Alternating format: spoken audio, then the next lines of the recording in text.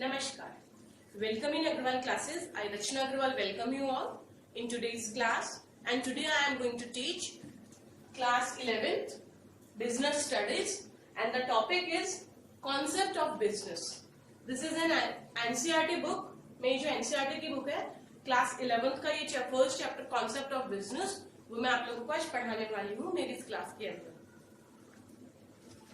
Concept of business के बारे में मैं आपको बता रही हूँ कि बिजनेस का जो एक कॉमन वर्ड है, ये बिजनेस जो डिराइव हुआ है, ये कैसे डिराइव हुआ है? It has been derived from the term busy. तो बिजनेस का एक मतलब तो होता है बिजी होना। Business means being busy.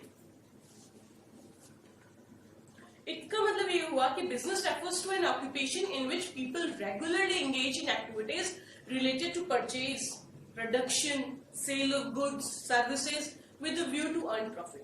Business के अंदर ये ऐसी एक्टिविटी होती है जिसके अंदर पीपल जो होते हैं, लोग जो होते हैं, अपने आप को बिजी करते हैं एक्टिविटीज के अंदर, चाहे वो परचेज की हो, प्रोडक्शन की हो, सेल हो, exchange of goods and services हो, with the motive of, with the view of earning profits. ये जो एक्टिविटी होती है प्रोडक्शन की हो सकती है, आप मैन्युफैक्चरर हो सकते हो, या फिर बाजार से सामान परचेज करके फिर सेल कर सकते हो। Exchange of goods and services जो होता है ये इसलिए भी किया जाता है सो दैट सोसाइटी की जो नीड्स है, जो कंज्यूमर्स हैं, उनकी नीड्स को आप सेटिस्फाई कर सकते हैं। हर सोसाइटी के अंदर जो है बहुत सारी एक्टिविटीज की जाती हैं जिनसे लोगों की नीड्स को सेटिस्फाई किया जाता है। तो माय डियर स्टूडेंट्स, जो एक्टिविटीज जो ब्रॉडली की जाती है उनको टू पार्ट्स में बताया गया है, इकोनॉमिक एक्टिविटीज एंड इकोनॉमिक। आप ध्यान से समझिएगा कि हर सोसाइटी के अंदर जो भी एक्टिविटीज होती हैं उनको टू पार्ट्स में डिवाइड किया गया है, economic activities and number 2 is non economic activities. Economic activities वो एक्टिविटीज होती हैं जिनसे हम अपनी लाइवलीहुड को अर्न करते हैं। अपने लाइवलीहुड जो अपनी बेसिक रिक्वायरमेंट्स होती हैं उनको हम लोग अर्न करते हैं डे टू डे एक्टिविटीज के थ्रू, उनको हम बोलते हैं इकोनॉमिक एक्टिविटीज। और नॉन इकोनॉमिक एक्टिविटीज क्या होती हैं? वो होती हैं जिनका कुछ रिटर्न इकोनॉमिक फॉर्म में नहीं है, जिनका रिटर्न पैसे से रिलेटेड नहीं हो, जैसे कि लव, मदर अपने बच्चे को लव करती है, सिंपैथी, सेंटिमेंट्स, पैट्रियटिज्म, इन सब का नॉन मॉनेटरी रिटर्न होता है, इसलिए इन सबको हमने नॉन इकोनॉमिक एक्टिविटीज के लिए कहा है। जैसे कि एक वर्कर किसी फैक्ट्री में काम कर रहा है तो उसको रेम्यूनरेशन मिलेगा, तो it is an economic activity. एक डॉक्टर अपने क्लिनिक में काम कर रहा है, he will get fee for that, it is an economic activity. एक मैनेजर किसी ऑफिस में काम कर रहा है, he will get salary for that, it is also an economic activity. एक टीचर स्कूल में टीचिंग का काम कर रहा है, he will get salary on that, तो it is also an economic. तो ये अपनी लाइवलीहुड को अर्न करने के लिए एक्टिविटीज जो कर रहे हैं और उसका रिटर्न जो है वो मॉनेटरी टर्म्स में है, that is why it is an activity और related, it is called economic activity. ठीक है, अब हम बात करते हैं नॉन इकोनॉमिक एक्टिविटीज की।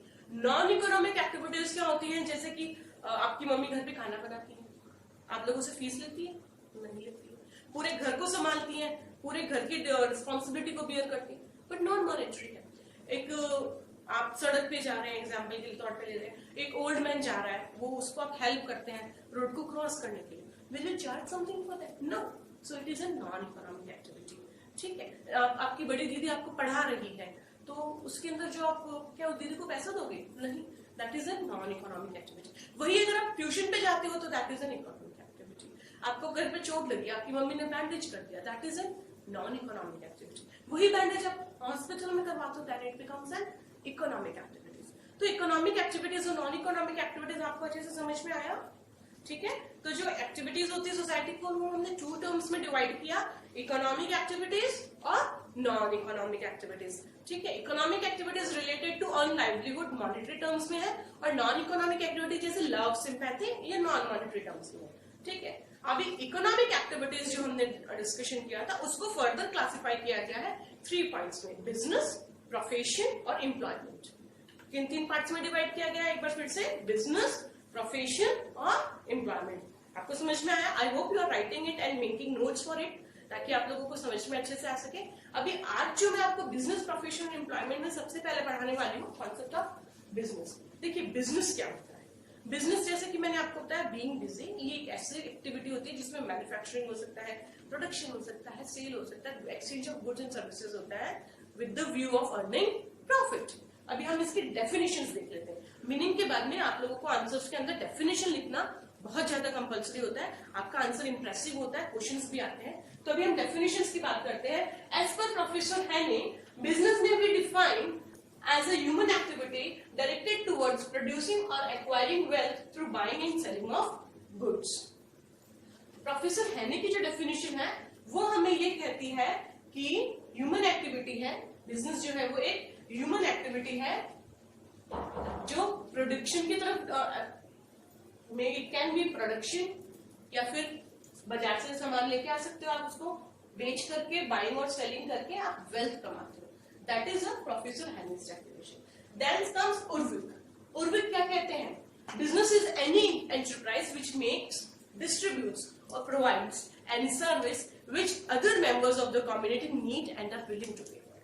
Business एक ऐसी संस्था है जो सामान क्या तो बनाती है, क्या परचेज करती है और प्रोवाइड करती है, डिस्ट्रीब्यूट करती है, चाहे वो गुड्स हो चाहे वो सर्विसेज हो, अपने सोसाइटी के मेंबर्स को, जो उसके बदले में अपनी इच्छा से उसको पेमेंट करते हैं। आप बाजार से कोई सामान लेके आते हैं तो यू जस्ट पे फॉर इट, आपकी नीड थी, आपकी नीड को बिजनेसमैन ने सेटिस्फाई किया, आपको सामान दिया and you are willing to pay for that. So हम कह सकते हैं कि business is a human activity, financial activity which focuses on production and distribution of goods and services in lieu of with the motive of earning profit. और profit earning के साथ साथ में सोसाइटी की जो नीड्स है उनको आप सेटिस्फाई कर सकते हो। तो आप एक अपनी कंक्लूडेड डेफिनेशन भी आप बना सकते हो, अपने वर्ड्स में लिख सकते हो, सिंपल वर्ड्स में। It can be defined as an economic activity involving the production and sale of goods and services undertaken with the motive of earning profit by satisfying human needs in society. Is that clear to you? Meaning definition हुआ अभी।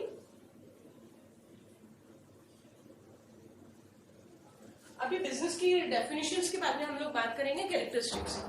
Characteristics of business activities.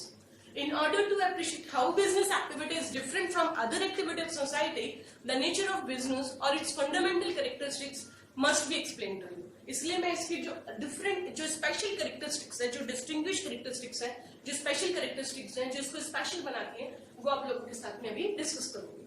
ठीक है? The number 1 is business is a human activity. My dear students, ये आप ध्यान रखेंगे कि business जो है वो ह्यूमन एक्टिविटी है। जो भी एक्टिविटीज मॉनेटरी टर्म्स के लिए ह्यूमन करेगा उसी को बिजनेस कहेंगे। एनिमल्स या बर्ड्स कोई एक्टिविटीज करते हैं उसको हम नहीं करेंगे। Purchase and sale of egg is a business activity because it is done by human being. ठीक है? तो it is an human activity. Then comes it is an economic activity. Business is considered to be an economic activity because it is undertaken with the objective of earning money. ये economic activity है क्योंकि हमने economic activity पर आपको बताया था। क्यों एक बिजनेसमैन दुकान खोल के, फैक्ट्री खोल के बैठता है, इंडस्ट्रियल सेक्टर सेटअप करता है? जस्ट टू अर्न मनी, अपनी लाइवलीहुड के लिए, not because of love, sympathy, affection के लिए नहीं खोल के बैठता है ना? तो it is an economic activity. ये आप लोग ध्यान रखिएगा कि चाहे वो स्मॉल स्केल हो, चाहे लार्ज स्केल हो, चाहे वो परचेज हो, चाहे सेल हो, एवरी एक्टिविटी जो होगी उसके अंदर परचेज और सेल की होगी वो मॉनेटरी टर्म्स में होगी, not because of non monetary terms. So it is an economic activity. Then comes the production और procurement of goods and services. Production करेगा क्या? तो बिजनेस हाउस जो भी होगा, क्या तो जो कंजप्शन के लिए सोसाइटी को सामान उसको बेचना है, एक दुकानदार जो होगा, एक बिजनेसमैन जो होगा, जो बिजनेस कर रहा है, क्या तो उसको प्रोड्यूस करेगा। Either he will produce it अपनी फैक्ट्री के अंदर, क्या तो उसको बनाएगा, या फिर मार्केट से प्रोक्योर करेगा। प्रोक्योर मतलब परचेज करेगा। अपनी एंटरप्राइज के अंदर क्या तो परचेज, वो मैन्युफैक्चरिंग करेगा या फिर परचेज करके लाएगा ताकि वो उसके अंदर डीलिंग कर सके और आगे कंज्यूमर्स को उसको वो सोल्ड कर सके। Is that clear to you? Goods जो होते हैं वो किसी भी नेचर के हो सकते हैं, कंज्यूमेबल नेचर के भी हो सकते हैं, जैसे कि दूध, दही, घी, शक्कर, पेन, नोटबुक, जो कुछ टाइम के बाद कंज्यूम होने के बाद वो उनकी खत्म हो जाता है। बट लॉन्ग टर्म के भी हो सकते हैं, कैपिटल गुड्स भी हो सकते हैं। कैपिटल गुड्स क्या होते हैं माय डियर स्टूडेंट्स? जैसे कि फर्नीचर हुआ, मशीनरी हुआ, लॉन्ग टर्म एसेट जो हो जाएगा उसको हम लोग कहेंगे कैपिटल गुड्स। सर्विसेज भी होती हैं। सर्विसेज जैसे कि कंज्यूमर को कंसल्टेंसी सर्विस हो गई, ट्रांसपोर्टेशन सर्विसेज हो गई, बैंकिंग सर्विस हो गई, इलेक्ट्रिसिटी हो गई, इंश्योरेंस हो गया, ये सब भी सर्विसेज हैं but they are also included in business. तो आपको ये समझ में आया पॉइंट? देन कम्स जो आपने प्रोक्योर किया था या मैन्युफैक्चर किया था, उस गुड को आपने प्रोक्योर या परचेज क्यों किया था? ताकि आप उसको कंज्यूमर को सेल कर सके। तो तो जो इसका नेक्स्ट कैरेक्टरिस्टिक होता है वो होता है कि कोई भी बिजनेस जो होता है उसके अंदर सेल या exchange of goods and services, ये दोनों चीजें आप ध्यान रखेंगे, यहाँ पे भी और यहाँ पे भी। परचेज भी गुड्स एंड सर्विसेज दोनों का होगा और सेल भी गुड्स एंड सर्विसेज दोनों का होगा। डायरेक्टली या इनडायरेक्टली ट्रांसफर ऑफ या exchange of goods and services कुछ वैल्यू रिटर्न के बदले में किया जाएगा। अगर गुड्स प्रोड्यूस किए जा रहे हैं या सेल नहीं करने के लिए, पर्सनल कंजप्शन के लिए अगर आप कर रहे हैं प्रोडक्शन, तो उसको आप बिजनेस एक्टिविटी नहीं करोगे। जैसे कि मैंने घर पे आज केक बनाया और वो केक मैंने खा लिया, हमारी फैमिली मेंबर्स ने खा लिया, then it is not a business activity. But if I regularly bake cakes and sell it, उसको कंज्यूमर्स को सेल करते हो, then it is a business activity. ठीक है, जैसे घर में खाना बना तो it's not a business, but cooking food in restaurant is a business. तो ये बहुत एसेंशियल कैरेक्टरिस्टिक होती है कि जो भी परचेज एंड आपने सामान बनाया है, क्या तो मैन्युफैक्चरिंग किया या परचेज किया, उसका सेल जरूर होना चाहिए और रेगुलर बेसिस पे। Then comes the next point, वो इसी से रिलेटेड है जो मैंने आपको फोर्थ पॉइंट में बताया। Fifth point is dealing in goods and services on a regular basis. Business जो है वो कंटिन्यू एक्टिविटी होती है माय डियर स्टूडेंट्स। बिजनेस यूं नहीं है कि एक दिन मैं बाजार गई, सिटी गई, जयपुर में मैं गई और जयपुर से मैंने ये दुपट्टा खरीदा, 2 पीस मैं खरीद लाई, एक मेरी फ्रेंड को पसंद आ गया, उसको मैंने 20 रुपए के मार्जिन के ऊपर इसको बेच दिया, तो वो क्या बिजनेस हो गया? No, it's not a business. It should be done on regular activity. एक सिंगल ट्रांजेक्शन आपने किया, आपके घर में कार पड़ी थी, आपने वो पुरानी हो गई थी, आपने नया कार खरीद लिया और वो आपने बेच दिया, चाहे आपने प्रॉफिट कमाया हो, but it will not be considered as a business activity. अगर वो आप रेगुलरली परचेज एंड सेल करते हो, मैं डेली मार्केट से या रेगुलर बेसिस क्लास इंटरवल के ऊपर परचेज एंड सेल करती हूँ दुपट्टा का, then I can be called as a businessman. मैं बिजनेस एक्टिविटी में इन्वॉल्व हूँ, otherwise it is not a business activity. मैं बाजार गई, एक चीज खरीद के लाई, 2 चीज खरीद के लाई, पड़ोसी को पसंद आ गई, मैंने मेरी फ्रेंड को बेच दिया, इट्स नॉट अ बिजनेस। अगर मैं रेगुलरली करती हूँ, डेली बेसिस पे करती हूँ, तो it is a business. Then comes the next point, profit earning. Profit earning genuine सी पॉइंट है, प्रॉफिट के बिना तो काम होगा ही नहीं। बिजनेसमैन जो है वो प्रॉफिट के लिए तो दुकान खोल के बैठा है, क्योंकि it is an economic activity. वो अपनी इंडस्ट्री किसके लिए लगा के बैठा है? प्रॉफिट अर्निंग के लिए। तो जो मेन पर्पस ऑफ बिजनेस है वो इनकम को अर्न करना है। जो भी वो सामान उसने मैन्युफैक्चर किया है या परचेज किया है, उसको वो प्रॉफिट के लिए ही कर रहा है। तो no business can survive my dear students for long without profit. इसीलिए बिजनेस जो है, बिजनेसमैन जो है, वो हर तरीके के एफर्ट करता है अपने प्रॉफिट्स को मैक्सिमाइज करने का, अपने सेल्स के वॉल्यूम को इंक्रीज करने का। अभी प्रॉफिट अर्निंग हो गया, उसके बाद में हम नेक्स्ट पढ़ेंगे क्रिएशन ऑफ यूटिलिटीज। एक बिजनेस जो है वो क्रिएशन ऑफ यूटिलिटीज करता है। यूटिलिटीज मतलब यूजफुलनेस से हम यहाँ पे समझेंगे। जो भी एक ह्यूमन नीड्स होती है उनको सेटिस्फाई किया जाता है। अब बिजनेसमैन यूटिलिटीज को कैसे क्रिएट करता है? जिस टाइम पे, देखिए टाइम यूटिलिटी क्रिएट करता है। Number 1 is time. जैसे विंटर्स की सीजन है, विंटर्स के टाइम पे वुलन्स मार्केट में अवेलेबल होना चाहिए, तो वो अगर यहाँ पे मैन्युफैक्चरिंग नहीं है तो कहीं और से परचेज करके बिजनेसमैन लाता है और सिटी में बेचता है, तो it is a time utility. वो एक टाइम पे प्रोड्यूस उसको अवेलेबल कराएगा प्रोडक्ट को, तो it is a time utility. Then comes place utility, जिस जगह पे प्रोडक्शन की रिक्वायरमेंट है। जैसे हिमाचल में एप्पल्स अच्छे होते हैं, राजस्थान में अगर कम होते हैं, तो राजस्थान पे ट्रांसपोर्टेशन के थ्रू वो प्रोडक्शन जो अवेलेबल कराया जाएगा गुड्स, उसको कह देंगे place utility. Then comes form utility. Form means उसका शेप को चेंज करना, जैसे कि वुड से फर्नीचर बन गया, तो फर्नीचर कंज्यूमर के काम का है, लकड़ी काम का नहीं है, कम काम का है, फर्नीचर ज्यादा काम का है। तो एक बिजनेसमैन ही है जो फॉर्म यूटिलिटी में उसको कन्वर्ट करता है। देन कम्स पोजेशन यूटिलिटी, जो भी उसका गुड्स और सर्विसेज का ओनर हो जाता है वो उसका पोजेशन यूटिलिटी कर देता है। Then comes the next point, fulfilment of social responsibility. Social obligations को जो है बिजनेसमैन जरूर फुलफिल करता है। आज का मॉडर्न जमाना है, मॉडर्न बिजनेसमैन जो होता है वो सिर्फ प्रॉफिट अर्निंग के नहीं ध्यान में रखता है, उसके साथ साथ सोशल रिस्पॉन्सिबिलिटी को भी फुलफिल करने का उसका माइंड मेकअप रहता है। क्योंकि अगर वो सोसाइटी को बेनिफिट्स नहीं देगा, रिजनेबल प्राइस के ऊपर मैक्सिमम सेटिस्फेक्शन नहीं देगा, तो वो लॉन्ग रन में सर्वाइव नहीं कर पाएगा। Is it clear to you? Then comes regulation and legality. एक बिजनेस जो है वो लीगल होना चाहिए, है ना। आप एक सिंपल से एग्जांपल समझो, मैं बाजार गई और मैंने अनलाइसेंस बंदूक खरीद लिया, तो क्या वो बिजनेस होगा और मैं उसको बेचती हूँ? No, it should be done with legal licence, है ना। तो लीगैलिटी होनी बहुत ज्यादा जरूरी है। हर गवर्नमेंट जो है टाइम टू टाइम रूल्स और रेगुलेशंस बनाती है कि बिजनेस एक्टिविटीज जो है वो सोसाइटी के वेलफेयर के लिए हो, देश के लिए वेलफेयर के लिए हो, उसके बेनिफिट के लिए हो। इम्प्रॉपर एक्टिविटीज को इसमें कंसिडर नहीं किया गया है, इलीगल एक्टिविटीज को भी इसमें कंसिडर नहीं किया गया है, चाहे उससे प्रॉफिट अर्निंग हो चाहे रेगुलर हो। No, if you are just dealing with guns daily without licence then it's an illegal activity and आपको जो है वो कोर्ट पनिश कर सकता है।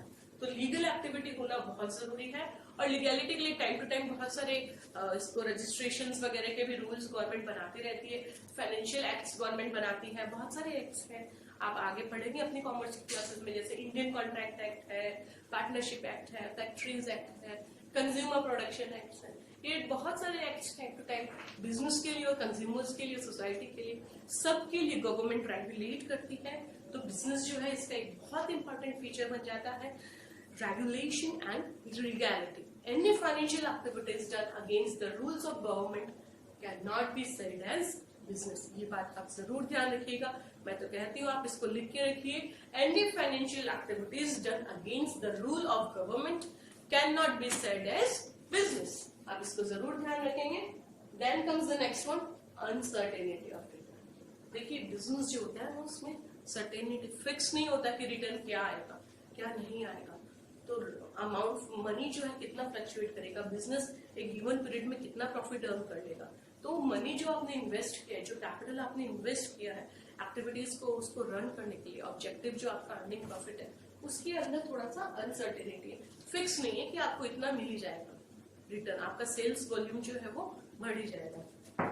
देन कम्स नेक्स्ट वन कि रिस्क फैक्टर। एक बिजनेस जो होता है, क्योंकि मैंने आपको बताया ये थोड़ा इंटर रिलेटेड है, रिस्क फैक्टर्स के अंदर होता है, जोखिम होता है, क्योंकि बहुत सारे चेंजेस होते रहते हैं कंज्यूमर की नीड्स में, फैशन में, टेस्ट में, है ना, मार्केट की टेंडेंसीज के अंदर चेंज होता रहता है, प्रोडक्शन की टेक्निक्स में चेंज होता रहता है, लेबर यूनियन जो है उनके डिमांड्स होती रहती है, उनके अंदर स्ट्राइक्स और लॉकडाउन होता रहता है, मार्केट का कॉम्पिटिशन इंक्रीज होता रहता है, थेफ्ट है, फायर है, एक्सीडेंटल है, नेचुरल कैलामिटीज है, ये सब जो है बहुत सारे एलिमेंट्स ऑफ रिस्क है। तो एक बिजनेस जो है उसको ये ध्यान रख के चलना होता है कि no business can all together do away with risk, more profit. अगर आपके बिजनेस में रिस्क है तो आप आगे सक्सीड, आपने रिस्क उठाया है, उसको सिक्योर किया है तो आप कर सकते हो। तो आज की क्लास में हम लोगों ने पढ़ा meaning and definition of business, economic activities, non economic activities, फिर उसके बाद में meaning and definition of business and characteristics of business. I hope students आप लोगों को ये पसंद आया होगा। लाइक और सब्सक्राइब करना नहीं भूलें ताकि आपको time to time new updates मेरे चैनल के मिलते रहें। धन्यवाद।